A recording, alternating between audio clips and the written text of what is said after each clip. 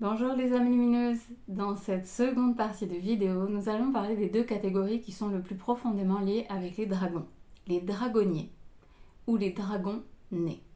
Tout le monde n'est pas en lien avec ces deux catégories. Vous n'êtes pas forcément de l'un ou de l'autre. Chaque âme a ses spécificités, ses mémoires, et tout le monde n'a pas été ni dragonnier ni un dragon né.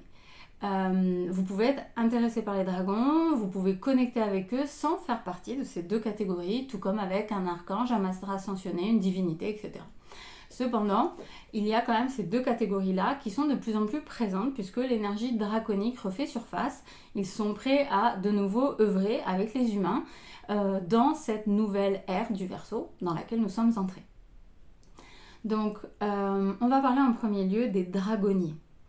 Donc les dragonniers étaient dans l'ancien temps, dans une ancienne civilisation oubliée, durant l'Atlantide, était une catégorie de la population. Il y avait beaucoup de dons, beaucoup de capacités, et c'est pour ça que ça fait tant rêver. Et dans ces dons et capacités, il y avait les dragonniers.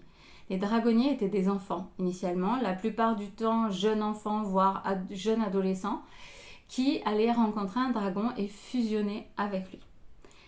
La fusion, si vous avez regardé Avatar, ça peut un peu, quand ils se connectent à leur oiseau, ça peut un peu représenter ça. C'est-à-dire qu'on est vraiment sur une connexion énergétique, physique et amnique. C'est corps, âme, esprit, la fusion. C'est une fusion qu'actuellement, il est impossible de connaître, puisque on a un petit peu chuté, on s'est un petit peu dégradé sur le chemin. Notre ego a pris beaucoup de place, le mental, la société, etc., etc. Bref, maintenant, il est extrêmement rare de connaître ce niveau de fusion, puisque, pour vous donner des exemples donc, de cette mémoire que je porte à travers une vie antérieure, une extension de moi, quand elle appelait son dragon, et qu'il venait vers elle. Alors déjà, elle l'appelait elle l'appelait de l'espace du cœur, elle lui intimait, elle lui demandait de la rejoindre. Donc là, on est clairement sans téléphone, sans wifi, sans texto. Donc là, ça demande quand même de la télépathie et un niveau de connexion profond que nous ne sommes pas encore capables de redécouvrir, bien que il y a de plus en plus de personnes qui arrivent à demander la présence d'un autre ou à sentir qu'il arrive, etc. On reconnecte à tout ça, mais à l'époque, c'était normal et naturel. Et quand elle lui intimait de venir, parce qu'elle avait besoin de son aide ou autre, elle sentait sous ses mains à elle l'herbe, puis ensuite ce coup de vent, puis le vent, parce que en fait, ça y est, il avait donné l'impulsion pour décoller, pour voler. Elle pouvait, des fois, ce qui l'agaçait aussi, c'est qu'il adorait manger certaines baies qu'il écœurait elle. Alors pourquoi ça l'embêtait elle, qui mange des baies? Parce que quand elle se connectait à lui, en fait, elle avait le goût. C'était hyper âpre. C'était âpre, très acide. Et enfin, pour vous dire, moi je l'ai encore dans la bouche en fait. Et donc c'est hyper âpre et très acide. Elle aimait pas du tout ça. Et c'était un peu comme manger du citron, vous voyez. Et du coup, ça l'a gênée. Parce que, donc pour vous dire du niveau de profondeur en fait, il y a aussi le fait que, évidemment, on ressentait les émotions de l'un de l'autre. Donc c'était vraiment des niveaux de connexion extrêmement profondes entre les deux. Donc ça, c'est vraiment le niveau de connexion. Donc un dragonnier était du coup quelqu'un qui, de par une prédisposition amnique, j'ai envie de dire, énergétique, était en mesure de faire ça. C'était un certain nombre de la population quand même assez restreint. J'ai envie de comparer ça au nombre de personnes qui font de l'éducation, peut-être aussi, qui font de l'équitation dans notre monde, c'est à peu près pareil. C'est-à-dire que, en fait, en gros, ils sont pas si nombreux que ça à faire de l'équitation de haut niveau. Là, c'est un petit peu pareil. Il n'y a pas autant de personnes sur Terre que de personnes qui sont dragonniers. C'est pour ça que je dis que tout le monde ne peut pas être concerné. Comment se reconnaître si on a été dragonnier? Alors déjà, on est attiré par les dragons depuis toujours. Toutes les histoires, les films, les machins, etc. On est hyper attiré par ça. Il est possible que ça vous gêne aussi. Si vous êtes dans la première catégorie des dragonniers, j'en parlerai de la deuxième après, c'est possible que ça vous gêne qu'on montre toujours les dragons de façon méchante, qui sont agressifs, qui sont méchants. Il est possible que ça vous dérange en fait. Pourquoi ils seraient méchants? Pourquoi Enfin, vous voyez, il y a peut-être des questionnements comme ça. Vous êtes aussi certainement quelqu'un qui avait probablement une blessure d'injustice, qui avait toujours envie d'être un peu le justicier, qui avait envie de défendre la veuve et l'orphelin. Puisque ce qu'on appelle le chevalier servant un petit peu maintenant, c'est vrai que le rapport entre dragon et chevalier a été falsifié dans l'histoire, puisque on va dire que les valeurs de la chevalerie étaient quand même assez proches des valeurs des dragonniers. Donc les dragonniers étaient vraiment des défenseurs. Ils étaient aussi des défenseurs aussi bien de Pachamama, la terre-mère, que de leur peuple. Non sans dire qu'ils étaient une force armée, hein, mais vraiment il y avait ce côté de défense, de ce qu'on va appeler maintenant les codes de chevalerie. Donc ça peut vous parler, vous êtes peut-être comme ça. Donc ça, c'est la partie des dragonniers évolutifs. Après, comment savoir si on l'est vraiment, hein, ce dragonnier? Il y a l'hypnose régressive, les soins de l'âme. Donc moi, je le vois en soins. Si c'est une demande qui vient de votre part, je verrai ces mémoires. Surtout moi, je dispose aussi de ces mémoires. Et je dispose aussi d'un quelque chose en lien avec les dragons de très profond qui m'appartient. Et donc, je vais être en mesure de les voir. Donc, notamment, il est fort probable que vous ayez le dragon et soit encore énergétiquement présent. Pourquoi ? Puisque ça va nous amener sur la deuxième catégorie des dragonniers. Il y a eu une histoire, c'est-à-dire que lors de la chute de l'Atlantide, beaucoup de choses ont chuté, beaucoup de choses ont basculé. L'ego a pris le dessus sur le cœur et sur l'âme et a amené l'humain d'alors à sa chute. On est passé du cristal intérieur au cristal extérieur, du temple sanctuaire à l'intérieur de soi au temple à l'extérieur, où on va aller honorer une divinité extérieure à soi-même, dans une forme égotique, etc. etc. Donc tout ça, ça a mené à une forme de point de bascule, ce qu'on appelle la chute. Et il y a aussi la partie avec les dragons, c'est-à-dire que les dragonniers ont commencé à vouloir dominer le dragon, à vouloir avoir un ascendant sur lui, à vouloir contrôler ses dons et compétences, à vouloir avoir une forme de contrôle en fait, comme maintenant vous voulez contrôler votre cheval. Je veux qu'il fasse un trop machin, trop bidule, ma truc athénien, arrêter, triple saut, machin. Un cheval sauvage, il n'en a rien à taper de ce que vous voulez en fait. C'est un peu l'idée. C'est que, par exemple, moi, l'équitation, c'est pas possible. J'ai jamais voulu monter avec une selle. Parce que, justement, il y a ce côté contrôle de l'animal. Et c'était un petit peu ça. C'est-à-dire que l'humain a voulu considérer le dragon non plus comme son égal, voire potentiellement un petit peu supérieur à soi, mais comme un animal et essayer de le mettre en dessous. Essayer de le dominer. Vous reconnaîtrez bien l'humanité là-dedans. On est très spécialiste pour ça.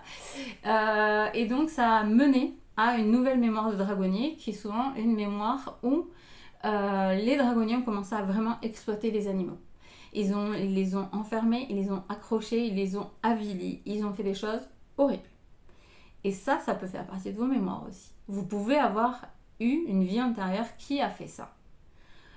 On va pas les juger, on n'était pas là, on ne sait pas. Comme je dis toujours, on n'est pas dans cette société, on n'est pas dans leur basket, on ne peut pas les juger. Par contre, ça peut créer des mémoires et des karmas que vous portez et qu'il va falloir les libérer.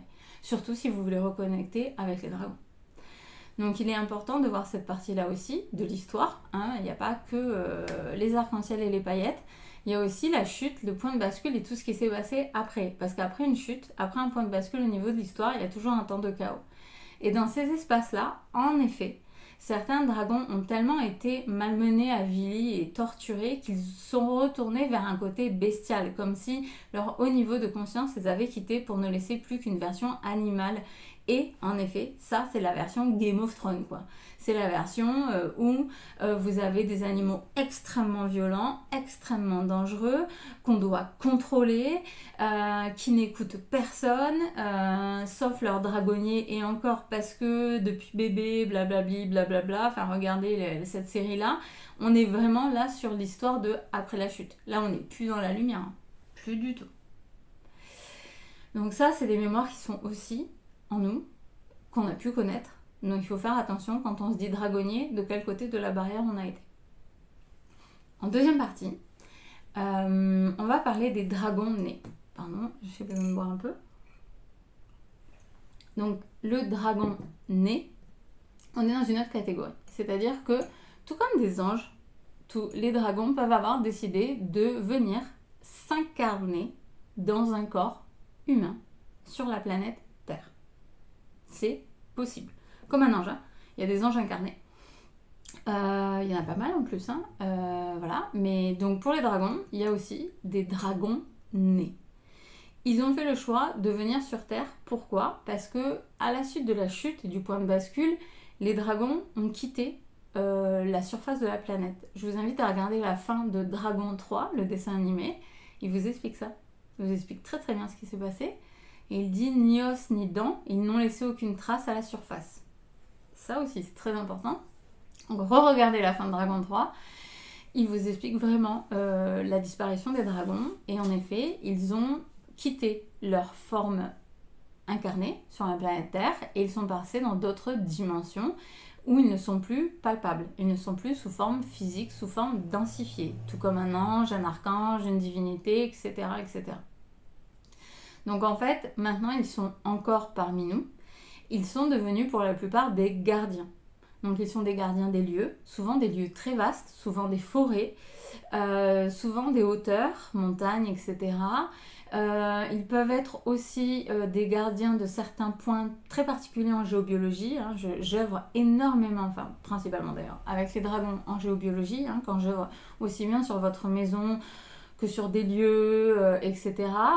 Encore hier, je faisais une cueillette dans un endroit de la montagne dans les Pyrénées et je sentais la présence d'un dragon qui était tapis, qui m'observait, qui sentait bien que je voyais qu'il était là et toi t'es là, moi je suis là, t'es qui puisque les dragons ont quand même cette capacité de communiquer avec nous, si nous sommes nous aussi en capacité de communiquer avec eux et dans la volonté aussi, hein, évidemment.